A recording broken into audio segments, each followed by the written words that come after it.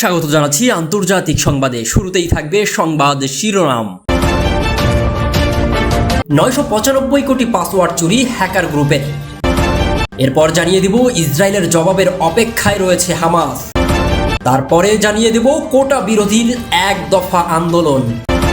সর্বশেষে জানিয়ে দেব সোনারগাঁওয়ের অলিতে গলিতে ছড়িয়ে পড়েছে মাদক। এতক্ষণ শুনছিলেন সংবাদ শিরোনাম, এখন থাকছে বিস্তারিত। বিশ্বের 995 কোটি পাসওয়ার্ড চুরি করেছে একটি হ্যাকার গ্রুপ। ওবামা কেয়ার নামের ওই গ্রুপ রকউই 2024 নামের এক জনপ্রিয় হ্যাকিং ফোরামে সেগুলো আপলোড করেছে।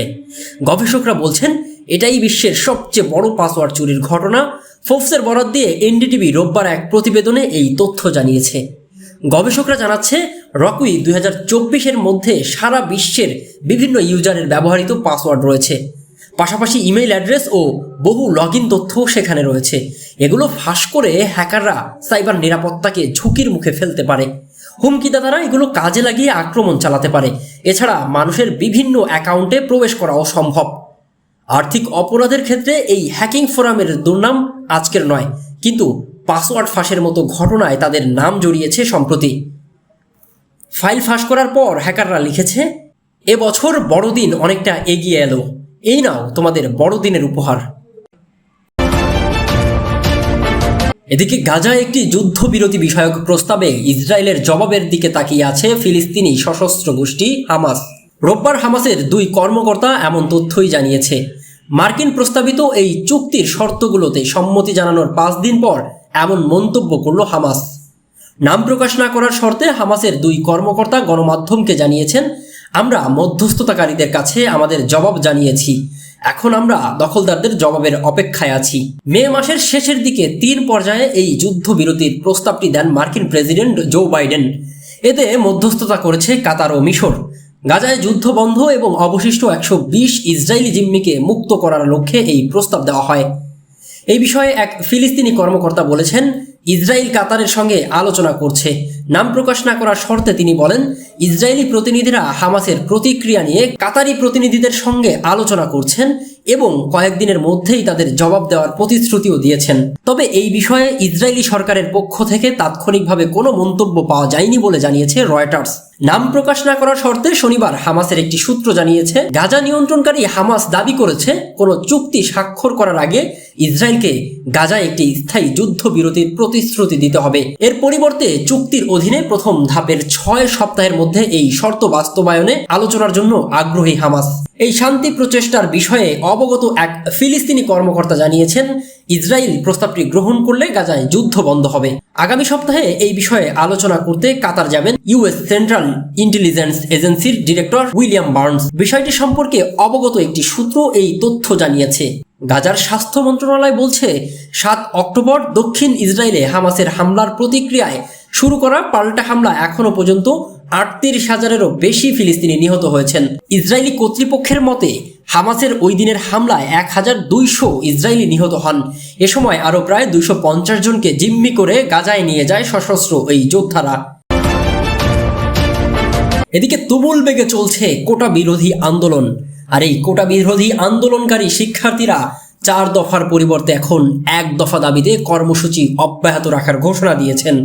রোববার 7 জুলাই রাত 8টায় রাজধানীর শাহবাগ চত্বরে আন্দোলনরত শিক্ষার্থীরা এই ঘোষণা দেন। 1 দফা ঘোষণায় বলা হয়, সরকারি চাকরির সকল গ্রেডে কোটা বাতিল করে আইন পাশ করতে হবে। আর এই দাবি বাস্তবায়নে পূর্বের মতো বাংলা ব্লকের নামে সব অবরোধ এবং পূর্ব ঘোষিত ক্লাস পরীক্ষা বর্জন কর্মসূচি অব্যাহত থাকবে।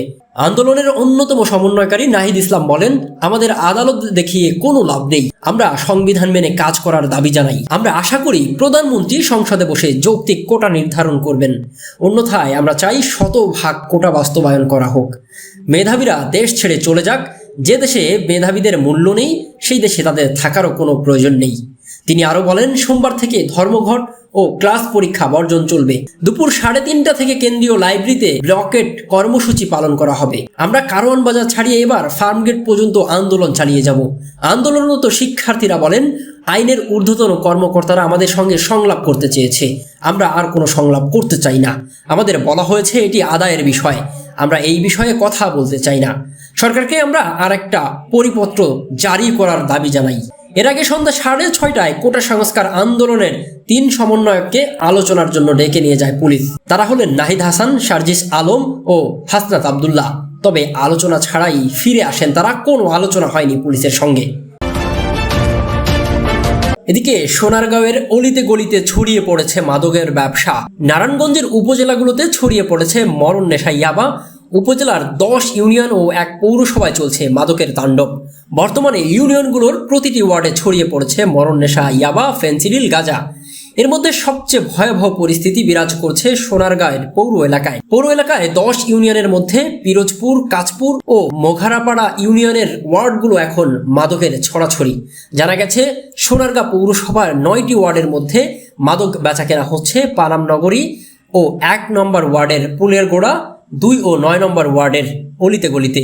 এছাড়া ঢাকা চট্টগ্রাম মহাসড়কের পাশেই রয়েছে পিরোজপুর, কাঁচপুর ও মোঘারাপাড়া ইউনিয়ন। এলাকাটি মহাসড়কের পাশে থাকা এখানে মাদকের বিস্তার খুব বেশি, কারণ সোনারগাঁ থেকে কুমিল্লার দূরত্ব খুব একটা বেশি নয়। কুমিল্লা জেলার সঙ্গে সীমান্ত রয়েছে ভারতের। ভারত সীমান্ত থেকে কুমিল্লা হয়ে ঢাকা চট্টগ্রাম মহাসড়ক সংশ্লিষ্ট ইউনিয়নগুলোয় অবাধে প্রবেশ করছে ফেনসিডিল।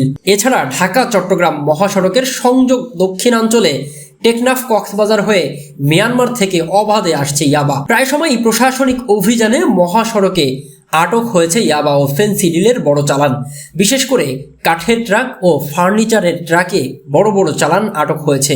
কিন্তু বিভিন্ন সময় কৌশলে এই উপজেলায় ঢুকে পড়ছে মাদক। সূত্র জানায়, সোনারগাঁয়ে সড়ক পথে মাদকের চালান বহন ও প্রবেশে চাপ সৃষ্টি হলেই নদীপথ বেছে নেন মাদক কারবারিরা।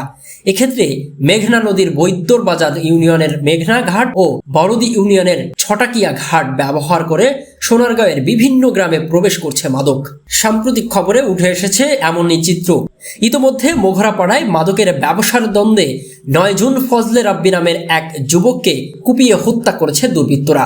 স্থানীয় থানা সূত্রে জানা গেছে, সোনারগাঁয়ে 598 জন তালিকাভুক্ত মাদক কারবারি রয়েছেন। এর মধ্যে অনেককে আটক করা হলেও আইনের ফাঁক দিয়ে জামিনে পুনরায় আবারও বেরিয়ে এসে মাদকের কারবার করেন।